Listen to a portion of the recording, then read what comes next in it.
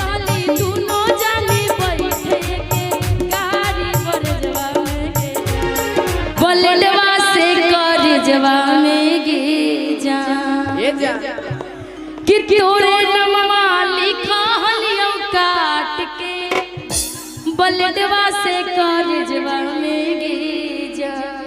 50 रुपए से यदि दिल कटेगा तो हो सकता है प्रेशर, नहीं होगा, इसलिए हाथ मत काट।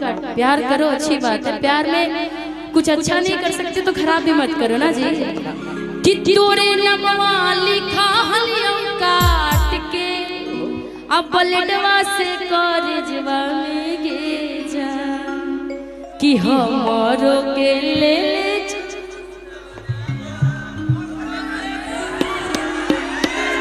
अरे बाप रे, यहाँ तो एक आदमी सिंगर है भाई, अच्छा गा रहे हैं आप लोग। कटोरा लाया जाए, दोनों आदमी भीख मांगा जाए।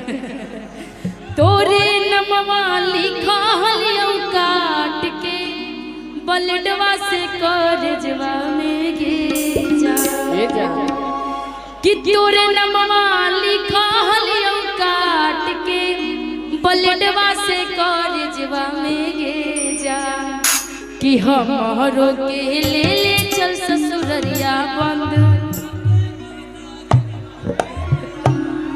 ओ बन हमरो के ले चल ससुररिया बंद काके गोदरेजवा में गे जा।